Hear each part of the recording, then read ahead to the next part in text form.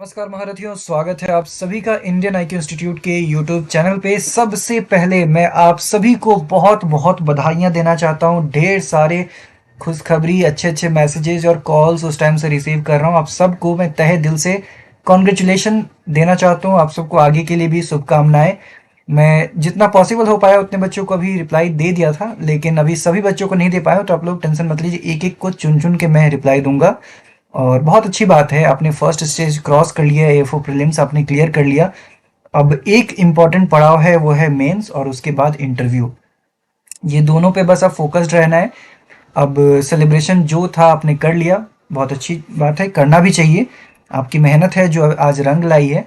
लेकिन अब जो है फिर से मिशन मोड में आ जाना है कि अगले 10-12 दिन के अंदर कैसे एक महीने वाली पढ़ाई की जाए, उसको आप लोगों को ढूंढ निकालना है। स्मार्ट वर्क जो है ना वो करना है अगले 10-12 दिन में, क्योंकि यही 10-12 दिन है जो आपकी ज़िंदगी का जो किस्मत डिसाइड करने वाला है, वो यही 10-12 दिन है। तो इसके लिए पूरी तरह से लग जाइए। मेंस के बाद फिर इंटरव्यू है। मेंस देने के बाद भी बिल्कुल रुकना नहीं है, एकदम मेंस देकर आना है और फिर तुरंत इंटरव्यू में लग जाना है बिना कुछ सोचे समझे। तो स्टार्ट करते हैं फिर अपने सीरीज़ को। जो हमारा करंट अफेयर्स का आईबीपीएस एएफओ मेंस का सीरीज चल रहा है, उसका आज ये 10वां लेक्चर है। और यहाँ पर जो हम लोग फर्टिलाइजर से रिलेटेड जो लेटेस्ट डेटा हैं, जो करंट डेटा है, उनको पढ़ने वाले हैं। और जो बच्चे नए हैं, आज बहुत सारे बच्चे मॉक टेस्ट भी खरीद रहे हैं। मैं देख रहा हूँ कि आप लोग शायद वेट कर रहे थे कि एग्जाम का रिजल्ट आएगा तब खरीदेंगे। आज काफ़ी बच्चे एडमिशन ले रहे हैं, तो आप लोग भी देख लीजिएगा। एएफओ मेंस का जो मॉक टेस्ट है हमारा, 100 टॉपिक वाइज मॉक टेस्ट और 30 फुल लेंथ मॉक टेस्ट है। इस पर डिस्काउंट भी अभी इस टाइम पे चल रहा है, तो लिंक आपको डिस्क्रिप्शन में मिल जाएगा, वहाँ से जाकर चेक कर लीजिएगा। और जितने सेक्शनल टेस्ट है ना सब लगा दीजिए, और जितने फुल लेंथ है सब लगा दीजिए। रिवीजन करते जाइए, पढ़ते जाइए और टेस्ट लगाते जाइए, बहुत अच्छा रहेगा आपके लिए। ये हमारा ब्रह्मास्त्र ऑफ अलाइड साइंस बुक है, जिसमें पूरी तरह से सारे अलाइड साइंस के सब्जेक्ट को इस तरीके से कवर किया गया है कि आपको बिल्कुल किसी भी दूसरे सोर्स को रेफर करने की कोई जरूरत नहीं पड़ेगी। से हफ्ते दिन के अंदर पूरा का पूरा बुक आप खत्म कर देंगे। ई बुक है एक्चुअली। तो इस ई बुक का डिस्क्रिप्शन जो भी है और परचेज लिंक ये भी आपको डिस्क्रिप्शन में मिल जाएगा। स्टार्ट करते हैं आज का टॉपिक, लेटेस्ट डेटा फर्टिलाइजर। तो फर्टिलाइजर से रिलेटेड बहुत सारे क्वेश्चंस आते हैं एग्जाम में, और करंट अफेयर्स का एक इंपॉर्टेंट टॉपिक है, इसको हम लोग देखेंगे। फर्टिलाइजर से रिलेटेड जितने भी क्वेश्चंस बन सकते हैं करंट में, वो सारा हम लोग यहाँ पर कवर कर लेंगे। तो एक एक करके स्टार्ट करते हैं। सबसे पहला क्वेश्चन है आपका कि इंडिया में सबसे ज़्यादा किस टाइप के फर्टिलाइजर को कंज्यूम किया जाता है। Which type of fertiliser is the highest consume fertiliser in India. बहुत ही बेसिक सवाल, आप सभी को पता है। सबसे ज़्यादा किसान क्या डालता है? यूरिया डालता है। कुछ भी हो ना, सबसे पहले वो यूरिया डालेगा। मतलब यूरिया किसानों का पसंदीदा फर्टिलाइजर है। कुछ नहीं मिल रहा है तो यूरिया तो डाल ही देंगे। सस्ता भी मिलता है, इफेक्टिव भी होता है, वेजिटेटिव ग्रोथ के लिए भी इंपॉर्टेंट होता है, तो यूरिया सबसे ज़्यादा डाला जाता है। तो इसलिए नाइट्रोजन बेस्ड फर्टिलाइजर आपका आंसर होगा। इसके बाद है इंडिया में, इंडिया के अंदर प्रोड्यूस होने वाला कौन सा फर्टिलाइजर है जो सबसे ज्यादा प्रोड्यूस किया जाता है किसी भी दूसरे फर्टिलाइजर से ज्यादा। तो आंसर फिर से नाइट्रोजन बेस्ड फर्टिलाइजर ही होगा। नाइट्रोजन बेस्ड जितने भी फर्टिलाइजर है वही सबसे ज्यादा इंडिया में प्रोड्यूस किया जाता है। इसके बाद ही किसी दूसरे फर्टिलाइजर का नाम आएगा। थर्ड क्वेश्चन है कि इंडिया में किस टाइप के फर्टिलाइजर को बिल्कुल प्रोड्यूस ही नहीं किया जाता है। तो पोटेशियम बेस्ड जो भी फर्टिलाइजर होते हैं, जैसे म्यूरेट ऑफ पोटास है, तो इन सबको इंडिया में बिल्कुल भी प्रोड्यूस नहीं किया जाता है। इनका कोई प्लांट नहीं इंडिया में, कहीं भी सिग्निफिकेंट लेवल पे इंडिया में प्रोड्यूस नहीं किया जाता है। पोटेशियम बेस्ड फर्टिलाइजर को सिर्फ इंपोर्ट किया जाता है, इंडिया में बाहर से मंगवाया जाता है, इसको प्रोड्यूस नहीं किया जाता है। तो सबसे ज्यादा कौन सा फर्टिलाइजर प्रोड्यूस होता है? Nitrogen based. और कौन सा फर्टिलाइजर जो बिल्कुल प्रोड्यूस ही नहीं होता है? तो वो है पोटेशियम बेस्ड फर्टिलाइजर। इसके बाद है इंडिया में केमिकल फर्टिलाइजर के मामले में लार्जेस्ट जो कंज्यूमर है वो कौन सा स्टेट है? किस स्टेट में सबसे ज्यादा कंजम्पशन होता है? तो इस सीरीज का जो फर्स्ट लेक्चर था उसमें भी मैंने आपको बताया था, उत्तर प्रदेश में पॉपुलेशन ज़्यादा है, फार्मर्स ज़्यादा है, फार्मर्स बहुत ज़्यादा है, तो काफ़ी ऑब्वियस है कि यहाँ पर जो है केमिकल फर्टिलाइजर का कंजम्पशन सबसे ज़्यादा होगा। ठीक है, तो क्वेश्चन अगर आता है कि largest consumer of chemical fertiliser कौन है, तो आंसर होगा आपका उत्तर प्रदेश। लेकिन अगर वहीं आपसे पूछ दे पर हेक्टेयर, पर हेक्टेयर जो है वो फर्टिलाइजर का कंजम्पशन कहाँ सबसे ज़्यादा होता है, यानी कंजम्पशन को जब आप उस स्टेट के एरिया से डिवाइड कर दें तो फिर आंसर क्या होगा? तो आपका आंसर, आप ध्यान रखिएगा, क्वेश्चन पे बहुत अच्छे से ध्यान दीजिएगा। अगर स्टेट की बात की जाए तो स्टेट में आपका क्या होगा? पंजाब होगा।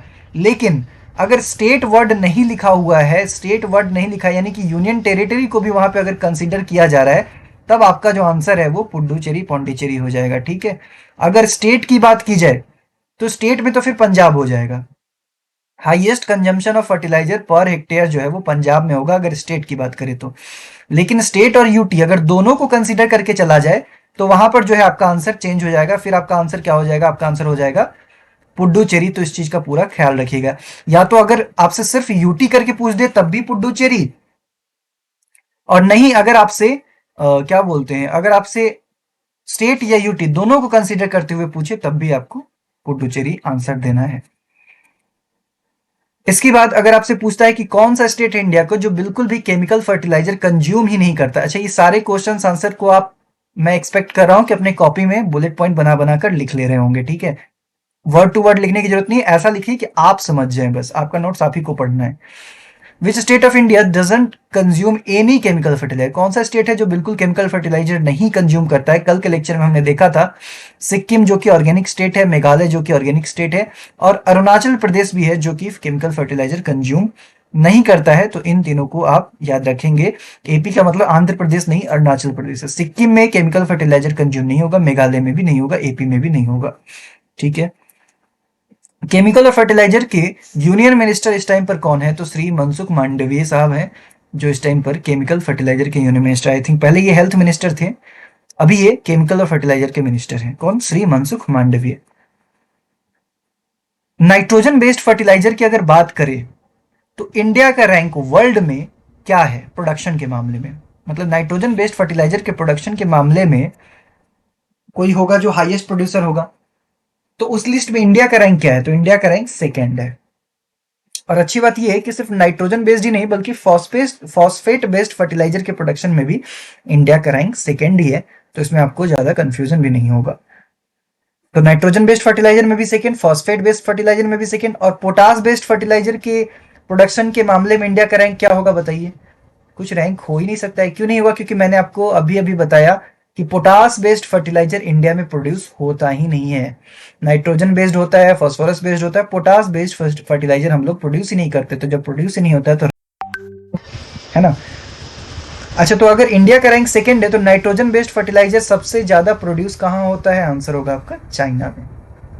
सबसे ज्यादा नाइट्रोजन बेस्ड फर्टिलाइजर चाइना, तो भाई आप जानते ही हैं हर चीज में नंबर 1 पे रह रहा है। फॉस्फोरस बेस्ड फर्टिलाइजर सबसे ज्यादा कहां पर? चाइना में। फॉस्फोरस बेस्ड फर्टिलाइजर भी सबसे ज्यादा कहां पर प्रोड्यूस होगा? चाइना में ही प्रोड्यूस होता है। ठीक है, एनपीके बेस्ड जो फर्टिलाइजर होते हैं, एनपीके मिक्सचर बेस्ड फर्टिलाइजर, उसका भी प्रोड्यूसर सबसे बड़ा कौन है? चाइना ही है। ठीक है, अच्छा इसके बाद क्वेश्चन है आपका, क्वेश्चन नैनो यूरिया लिक्विड से रिलेटेड है। नैनो यूरिया एक लिक्विड है। अभी जो इस बार जो हमारे इफ्को बैच के स्टूडेंट जो इफ्को ज्वाइन किए हैं वो बताते हैं कि इस टाइम पर जो सबसे मेन उनका जो ड्यूटी रिस्पॉन्सिबिलिटी रहता है वो नैनो यूरिया के ही मार्केटिंग का रहता है। तो नैनो यूरिया एक लिक्विड है जो इफ्को ने डेवलप किया है। ये छोटी सी जो लिक्विड बॉटल है यूरिया की, वो उतना ही कारगर है जितना कि एक पूरा का पूरा यूरिया का बैग होता है, उतना काम करता है। आप सोच सकते हैं छोटा सा 500 ml का बोतल और 1 बैग यूरिया के बराबर परफॉर्मेंस दिखाता है। तो आप समझिए कि इसके जो माइक्रो पार्टिकल्स हैं वो कितने कारगर हैं, कितने इफेक्टिव हैं। तो क्वेश्चन आपसे वही पूछा गया है कि 1 बैग यूरिया जो है ये कितने मिलीलीटर नैनो यूरिया लिक्विड के बराबर है? तो आंसर हो जाएगा आपका 500 ml नैनो यूरिया लिक्विड के बराबर, यानी 500 ml की जो छोटी सीसी होगी उसके बराबर आपका एक बैग यूरिया होगा। ठीक है, इसके बाद 1 बैग यूरिया का साइज क्या है? जो इसको एक बैग यूरिया का रिलीज करता है मार्केट में, उसका साइज क्या होता है? तो पहले वो 50 केजी का बैग हुआ करता था, लेकिन अब जो है वो बैग कितना हो गया है? 45 केजी का हो गया है यूरिया का बैग। ठीक है, पहले यूरिया का बैग 50 केजी का हुआ करता था, अब जो है ये 45 केजी का रह गया है। इसके बाद बात करें कि 500 ml का जो नैनो यूरिया का बॉटल आता है इसका प्राइस क्या है? तो इसका प्राइस जो है 240 रुपीज है। 500 ml का यानी आधा लीटर वाला जो नैनो यूरिया का लिक्विड का जो बॉटल आता है इसका प्राइस क्या है? 240 रुपीज है। अब इसके बाद ये स्लाइड है आपके सामने। इस स्लाइड में हम देख पाएंगे कुछ फर्टिलाइजर्स के नाम लिखे हैं यहाँ पर, जैसे यूरिया है, डीएपी, एनपीके मिक्सचर है, प्लस आपका म्यूरेट ऑफ पोटाश है।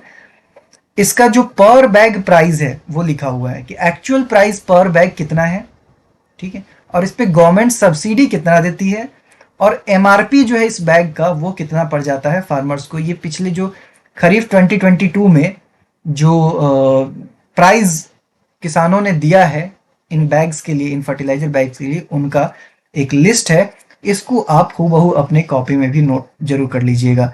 जैसे यूरिया, इसका जो प्राइस है वो 2450 रुपीज है, लेकिन इसमें 2183 रुपीज का सब्सिडी गवर्नमेंट की तरफ से मिल जाता है, और किसानों को ये जो यूरिया का बैग है 45 केजी का वो 266 रुपीज का ही पड़ता है। वैसे ही डीएपी का एक्चुअल प्राइस 4073 रुपीज है, पर ये 1350 में अवेलेबल हो जाता है फार्मर्स के लिए। वैसे ही एनपीके जो है वो 3291 में एक्चुअल प्राइस है, पर ये 1470 में अवेलेबल हो जाता है। और म्यूरेट ऑफ पोटाश जो है वो 2654 इसका एक्चुअल प्राइस है, और 1700 में ये फार्मर्स को अवेलेबल हो जाता है। तो ये कुछ इंपॉर्टेंट क्वेश्चंस थे जो फर्टिलाइजर से रिलेटेड है, करंट डेटा है, इनको आपको ध्यान में रखना है। इन सबको आप नोट कर लीजिएगा, एक बार 2 मिनट के अंदर फटाफट रिवाइज करवा देते हैं। पहला है, इंडिया में सबसे ज्यादा कौन सा फर्टिलाइजर कंज्यूम किया जाता है, तो नाइट्रोजन बेस्ड फर्टिलाइजर। दूसरा है, सबसे ज्यादा इंडिया में प्रोड्यूस कौन सा फर्टिलाइजर किया जाता है, तो वो भी नाइट्रोजन बेस्ड फर्टिलाइजर ही। कौन से ऐसे फर्टिलाइजर हैं जो इंडिया प्रोड्यूस ही नहीं करता है, तो आंसर है पोटेशियम बेस्ड फर्टिलाइजर। इसके बाद largest consumer of chemical fertiliser कौन है इंडिया में, कौन सा स्टेट है जो सबसे ज्यादा केमिकल फर्टिलाइजर कंज्यूम करता है, आंसर है उत्तर प्रदेश। आंखें बंद कर लीजिए, क्वेश्चन सुनिए और आंसर सोचिए कि आपको पता है कि नहीं। कौन सा स्टेट है जो फर्टिलाइजर पर हेक्टेयर का जो कंजम्पशन है, consumption of fertiliser per hectare, उसमें सबसे आगे है। अगर स्टेट की बात करें तो पंजाब है, यूनियन टेरिटरी की बात करें तो पुडुचेरी है, ठीक है। इसके बाद कौन सा स्टेट है जो बिल्कुल केमिकल फर्टिलाइजर कंज्यूम ही नहीं करते हैं, तो सिक्किम है, मेघालय है और आंध्र प्रदेश है। केमिकल फर्टिलाइजर के मिनिस्टर का नाम क्या है, Shri Mansukh Mandaviya. Nitrogen based fertiliser में इंडिया का रैंक क्या है, सेकेंड रैंक है। फर्स्ट रैंक पे कौन आता है, चाइना आता है। फॉस्फेट बेस्ड फर्टिलाइजर को बनाने में इंडिया का रैंक क्या है, सेकेंड रैंक है। और फर्स्ट रैंक पे कौन आता है, चाइना आता है। पोटास बेस्ड फर्टिलाइजर बनता ही नहीं है, तो रैंक का कोई सवाल ही नहीं है। एनपीके बेस्ड फर्टिलाइजर जो है वो सबसे ज्यादा कौन बनाता है, चाइना ही बनाता है। 1 बैग यूरिया यानी 45 केजी यूरिया जो है वो कितने ml नैनो यूरिया लिक्विड के इक्विवेलेंट है, 500 ml। 1 बैग यूरिया की साइज पहले 50 केजी थी, अब कितना है, 45 केजी। 500 ml नैनो यूरिया का जो प्राइस है वो कितना हो गया है, 240 रुपीज हो गया है। और ये आपके सामने टेबल है जिसमें कि यूरिया, डीएपी, एनपीके और एमओपी फर्टिलाइजर के इंटरनेशनल प्राइस जो है पर बैग, इंटरनेशनल प्राइस कहने का मतलब है कि जो प्राइस पर बैग एक्चुअल होता है, और एमआरपी में मतलब कि जितने में किसान खरीदते हैं उसको, और सब्सिडी भी यहाँ पर लिखा हुआ है। तो सबसे ज्यादा सब्सिडी आप देख पा रहे हैं कि यूरिया में ही जो है वो मिल रहा है किसानों को। और चारों में अगर कंपेयर करें तो सबसे कम सब्सिडी आप यहाँ पर एमओपी पे देख सकते हैं, और सबसे ज़्यादा जो है वो यूरिया पे सब्सिडी मिल रहा है।